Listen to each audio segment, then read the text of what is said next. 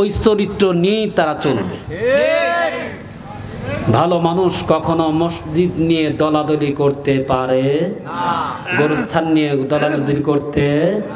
আসুন আমরা সকলেই দেখেন ভাই, আমি যখন বের হই তখনও তার আগ মুহূর্তে প্রচুর পরিমাণে বৃষ্টি হয়েছে। আমি হোয়াটসঅ্যাপে কিছু ভিডিও করে আমি শরীফকে পাঠাইয়া দিছি যে আমাদের এলাকার এই অবস্থা। তারপরে দেখেন এ পর্যন্ত আল্লাহ এই অবস্থায় রেখেছে, এর জন্য খুশি নেবে যা। আবার বলেন আলহামদুলিল্লাহ। লক্ষ্য করি দরুদ সালাম যিনি হলেন মানবতার মুক্তির দূত সৈয়দুল আকওয়াম সৈয়দুল মুরসালিন জনাবে মুহাম্মদ রাসূলুল্লাহ। আমরা সকলে বলি সাল্লাল্লাহু আলাইহি ওয়াসাল্লাম। আমরা কোরআনের মাহফিলে লিখে দেই তাফসিরুল কোরআন মাহফিল, অনেক দেখবেন প্রোগ্রামে লেখা থাকে, আছে না? অথচ দেখবেন যেই বক্তাকে ইনভাইট করেছেন ওই বক্তার কোনো কোয়ালিফিকেশনই নাই, আছে না এরকম শ্রেণীর? কয়েকদিন আগে একটা মাহফিলের প্রোগ্রামে ফোন দিয়েছে, কয় হুজুর আপনি দ্বিতীয় বক্তা, কোন প্রধান বক্তাকে কয় অমক, কেন ওনার নাম লেখা জানে, কয় তা তো জানি না, কেন যে দেওয়া আমার নেওয়া সম্ভব না। ওনার নিজের নাম লিখতে পারে না, সে ডিজিটাল বক্তা, আছে না নাই? আমি বানিয়ে বলছি না, কারণ আমি বদলামের জন্য আসছি না, এই জন্য বলছি আজকে কোরআনের তাফসিরুল কোরআন মাহফিল দিয়ে মূর্খ বক্তাদের বয়ান শুনে সাধারণ জনগণ কয় কি ওই বক্তাই ভালো ছিল, কারণ ও গান জানে, ও গান কইতে পারে। এর জন্য আসুন, আমি যে সূরাটা পড়েছি বিশ্বনবী বলছে এই সূরা তেলাওয়াত এই জন্য করবা যেন তুমি সরাসরি যেন কিয়ামত দেখতেছো। কিয়ামত এত বিভীষিকা ভয়ানক, হাসরের মাঠ তৈরি হবে। এখন আপনাদেরকে প্রশ্ন, আমি আলোচনার আগে একটু কিছু কথা বলে নেই। আপনার প্রশ্ন করি, হাসরের ময়দান কোথায় হবে বলেন তো? এই হাসরের মাঠটা কোথায়? হাসরের মাঠ অন্য কোথা নাই, পৃথিবীটাই আল্লাহ হাসরের মাঠে রূপান্তরিত করে দিবে। পাহাড় ভেঙে চুরমার হয়ে যাবে, আকাশ বিদীর্ণ হয়ে যাবে, খণ্ড বিখণ্ড হয়ে যাবে, চূর্ণ বিচ্ছূর্ণ হয়ে যাবে, নক্ষত্রগুলো ছিটকে ছিটকে পড়বে। এত বিভীষিকা অবস্থায় আল্লাহ রসুল বলছে তোমরা কিয়ামতের আগেই, মৃত্যুর আগেই তোমরা এই কিয়ামতকে তোমরা স্মরণ করো। এই জন্য আল্লাহ পাক সুন্দর একটা সূরাই নাজিল করে দিয়েছে। সুবহানাল্লাহ জোরে বলে। এই আলোচনা করলে কি রাগ করবেন? আমার আবার বৈশিষ্ট্য হলো আয়াতের উপর যেইটুকু আসে ওইটুকু উদাহরণ দিব। আবার ভাইবেন না যে হুজুর এই জায়গাতে একটু আবার আর এক জায়গাতে একটু, তাহলে আমার মনে হয় আল্লাহ ভুল করছে। তাহলে কারণ আল্লাহ তো একটা সূরা নাজিল করছে সুন্দর ধারাবাহিকভাবে, তাহলে ওই ধারাবাহিক যখন ব্যাখ্যা করতে যাবেন বিভিন্ন উদাহরণ আপনাকে দিতেই হবে। কথা বলেন না কেন? বাবাজি, ইসলাম জাতির অধিবাসী সকলকে বিনয়ের সঙ্গে বলি, অধিকাংশ মানুষ আসে কণ্ঠের আওয়াজগুলো ভালো লাগলে বসবো, নইলে বসবো। কথা বলেন, কথা বলেন। এই জন্য সকলে আসুন, কোরআন কি মহব্বতে চিত্তে যারা ভালোবাসে এই জায়গা বসতে পারবে। পাবনার অন্তর্গত অধিবাসীরা, ইসলাম জাতির অধিবাসীরা, একটু কথাগুলো মন দিয়ে শুনতে হবে। আল্লাহর নবী নিজেই বলেছে এই দুনিয়াতে যেই জায়গা কোরআনের আলোচনা হয় এই আলোচনাটা অন্য জায়গা না, এটা হলো জান্নাতের একটা অংশ হয়ে যায়। জিল্লা জবান করে বলুন আল্লাহু আকবার। সেই কোরআনের মাহফিলে ভালো বয়ানের দরকার আছে না নাই? কিন্তু আমরা তো গান গাইলে ভালো বক্তা হওয়া যায়। কথা বলেন না। দেখুন আল্লাহ পাক সুন্দর করে ডাক দিয়ে বললেন, আরে জিব্রাইল যা রে আমার বন্ধু রহমাতাল লিল আলামিন কি, কারণ পৃথিবীতে যত নবী রাসূল, যত পয়গম্বর, যত কিছু পাঠাইছে সমস্ত নবী রাসূলের চাইতে ব্যতিক্রম ভাবে আমার নবীকে, আপনার নবীকে আমার আল্লাহ সংবাদ দিয়েছে। জিল্লা বলুন আল্লাহু আকবার। কারণ হলো পৃথিবীতে যত নবী এসেছে ইসলাম জাতির অধিবাসী সমস্ত নবীর চাইতে রে রাহমাতাল লিল আলামিনের উম্মতকে আমার আল্লাহ বেশি ভালোবাসতো। এই জন্য আমার আল্লাহ আমার নবীর উম্মতরা যেন জাহান্নামে না যায়, এই জন্য প্রত্যেকটা স্তরে প্রত্যেকটা পদক্ষেপে আমার আল্লাহ কোরআনের বিধানগুলো জারি করে দিয়েছে। জোরে বলুন মারহাবা লা ইলাহা ইল্লাল্লাহ। জবান খুলে বলতে হবে ভাই, লা ইলাহা ইল্লাল্লাহ। জবান খুলে লা ইলাহা ইল্লাল্লাহ, লা ইলাহা ইল্লাল্লাহ। জোরে লা ইলাহা ইল্লাল্লাহ, লা ইলাহা ইল্লাল্লাহ। জোরে লা ইলাহা ইল্লাল্লাহ, লা ইলাহা ইল্লাল্লাহ। আমার দয়ালু নবী প্রেমের ছবি।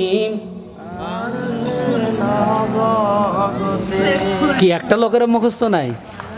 আমার সাথে তো বলতে পারেন।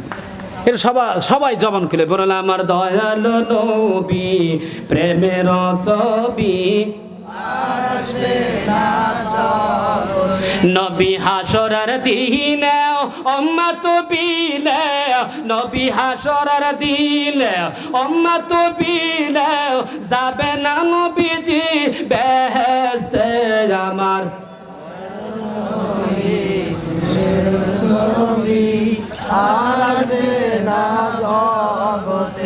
বলুন দয়ালু নবী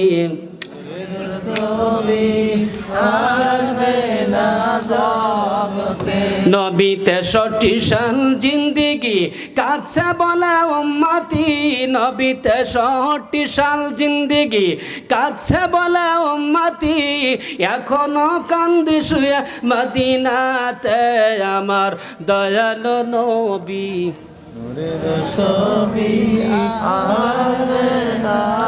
ভাই একটু সবাই জবান খুলে বলুন, জবান খুলে বলুন আমার দয়ালু নবী প্রেমের ছবি।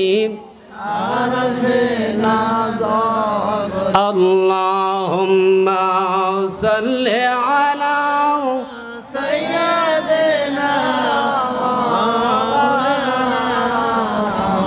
ওয়া আলা আলি সাইয়্যিদিনা। কি ভাই খারাপ লাগতেছে আপনাদের? বাবাজি খেয়াল করবেন, আমার আল্লাহ সুন্দর করে ডাক দি বলেও জিব্রাইল যারে ওরে আমার বন্ধু রাহমাতাল লিল আলামিনের কাছে রাও।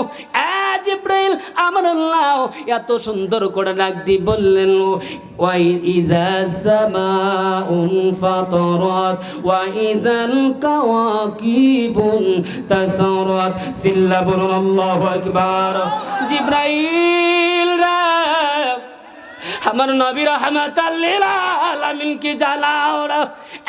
জিব্রাইল যখন আমার আসমানকে আমি আল্লাহ বিদীর্ণ করে দেব, নক্ষত্রগুলো ছিটকে ছিটকে ঝরে পড়ে যাবে, এমন বিভীষিকা সম্পর্কে আমার আল্লাহ নবীজি কি শুভ সংবাদ দিলেন। কারণ উম্মতকে জানাতে হবে, এরা বন্ধু তোমার উম্মতদের কি এটা জানিয়ে দিতে হবে।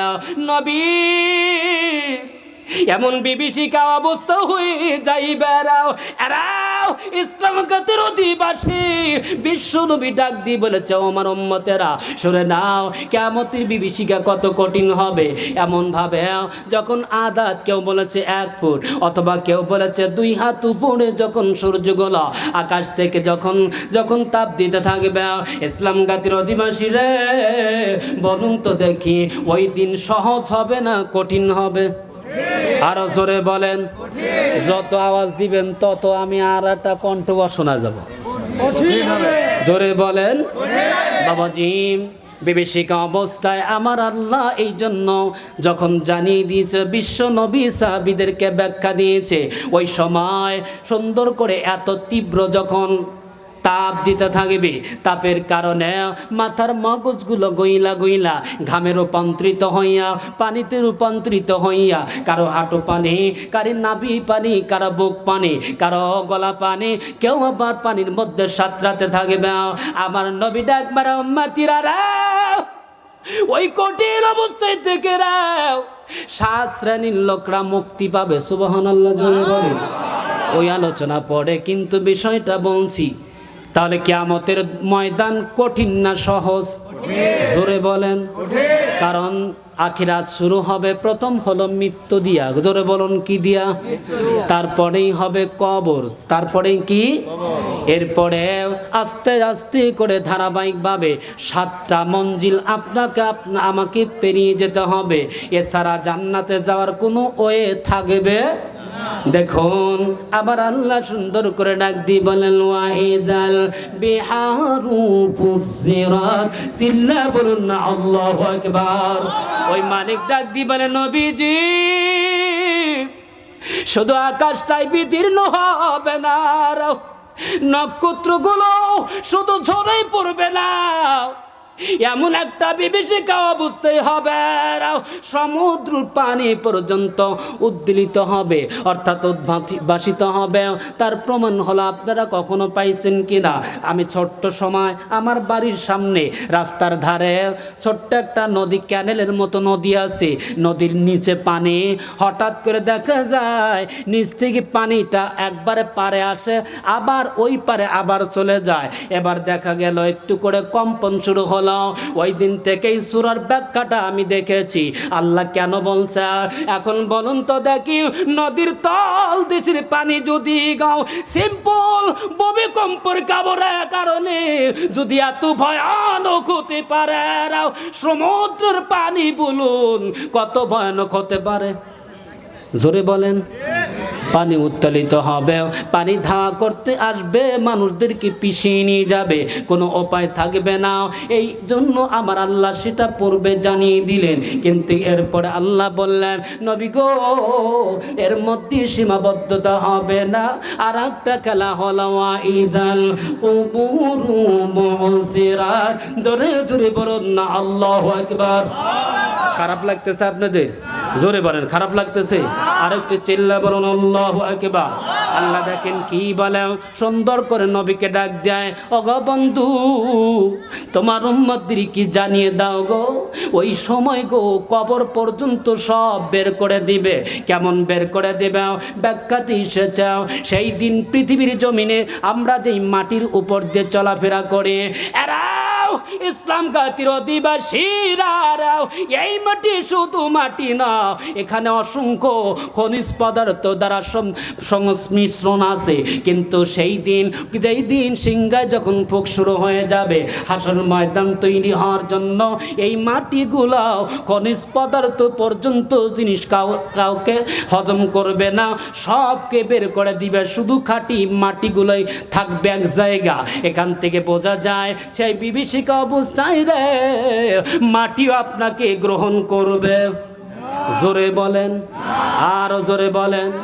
তাহলে সেই কিয়ামতের বিভীষিকা থেকে বাঁচার জন্য উপায় দুনিয়াতে আছে না নাই? আরো জোরে বলেন। এর মধ্যে থেকে আপনাকে যদি ব্যাখ্যা শোনায়, আপনি যান সূরা মায়েদা। জোরে বলুন কোন সূরা? আরো জোরে বলতে হবে কোন সূরা? সূরা মায়েদার মধ্যে যান।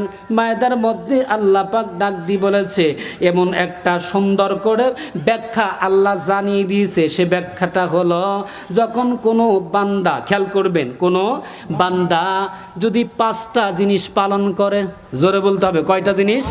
5টা দায়িত্ব পালন করবে, আল্লাহ পাক বলে কোনো চিন্তা নাই, ইন্নী মাআকুম। আল্লাহু আকবার। জোরে বলেন ইন্নী মাআকুম, আমি নিঃসন্দেহ ওই বান্দা বান্দির সাথে থাকবো। চিল্লা বলুন আল্লাহু আকবার। এই জন্য আল্লাহ পাক বললেন ওয়াকালাল্লাহু ইন্নী মাআকুম লাইন আকামতুমুস সালাতা ওয়া আতাইতুমুজ যাকাতা ওয়া আমানতুম বিরুসুল। চিল্লা বলুন না আল্লাহু আকবার। আরে ইসলাম জাতির অধিবাসী,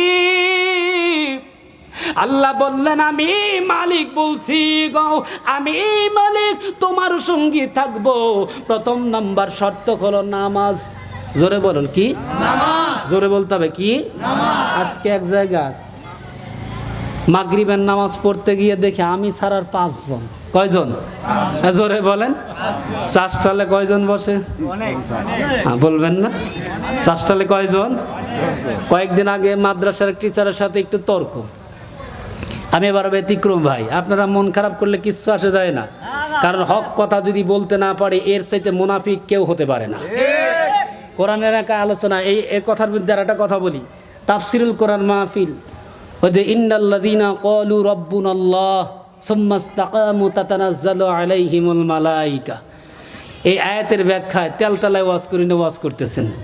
কি ওয়াজ? কেউ যদি বলে আমার রব আল্লাহ, এর উপর অটল থাকবে, মরণের সময় আল্লাহ তাকে সাহায্য করবে। ভাই রে তেলতলায় ওয়াজ ভালোই তো করে, তেলতলা ওয়াজের কোনো বাধা নাই, কথা বলেন না। তাহলে চেহারার মালিক কে? আর জোরে বলেন। কিন্তু আমরা কালো দেখলে তো পছন্দ করি না, আছে না নাই? এ জোরে বলেন না কেন? কালো দেখলে পছন্দ করি না। একটা কথা মনে রাখবেন, সাদ আল আসওয়াদ, মনে রাখবেন, সাদ আল আসওয়াদ। আসওয়াদ শব্দের অর্থই হলো কালো। মদিনাতে এত কুৎসিত লোক আর কেউ ছিল না, এত কুৎসিত লোক কেউ ছিল না। এই ভাইয়ের মেয়ে আছে, মেয়ে বিয়ের প্রস্তাব দিলে ভাইয়ের মেয়ে তো দূরের কথা, ভাই দূর দূর করে তাড়িয়ে দিত। দিতে দিতে কেউ তার সাথে বিয়ে দেয় না। আফসোস, নবীর কাছে গেছে, আল্লাহ রসুল আমার কপালে কি বিয়ে নাই? রসুল বলল, কি বলো তোমার? অবশ্যই তোমার কপালে এমন বিয়ে আছে, পৃথিবীর জমিনে এত সুন্দর স্ত্রীর মালিক কেউ হতে পারে না।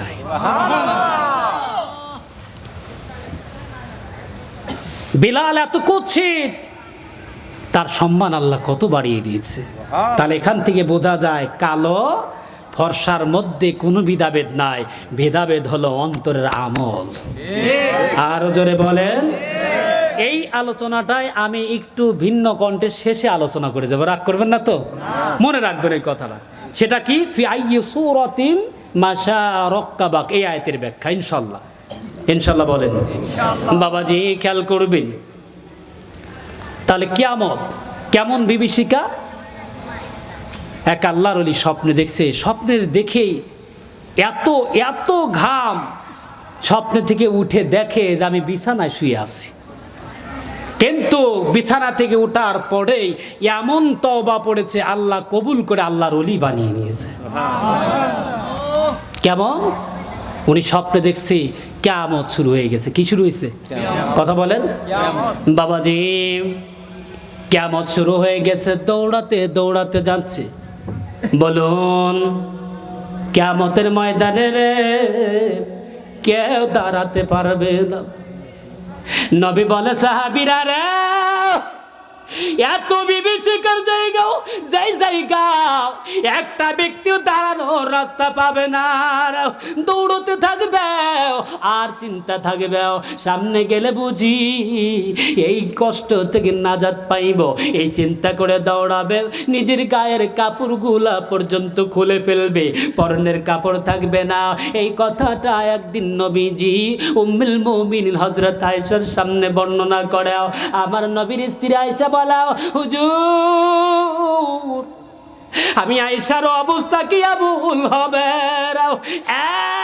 ইসলাম জাতির অধিবাসী একটাও বাড়ি কথা বলবো না, কারণ হলো আজকে এই জায়গায় বয়ান আমি মিথ্যা করব, কিন্তু এইটা কিয়ামত পর্যন্ত এই যে মিডিয়া ইউটিউবে ফেসবুকে থাকবে, যত ভুল তথ্য পাবে কিয়ামত পর্যন্ত আমার আমল নামায় সব গুনাহগুলো আল্লাহ পাঠাতে থাকবে। এই জন্য সাবধান, কথাগুলো মন দিয়ে খেয়াল করবেন। হাদিসের ব্যাখ্যাতে এসেছে, হযরত আয়েশা নবীজি কি ডাক দিয়ে বললেন, ইয়া রাসূলুল্লাহ, হুজুর আমি আয়েশাও কি সেই দিন উলঙ্গ হইব কি গো নবী? আমি হলাম আপনার স্ত্রী, আপনি তো সাইয়্যিদুল মুরসালিন, আপনি তো হলেন খাতামান নবীন।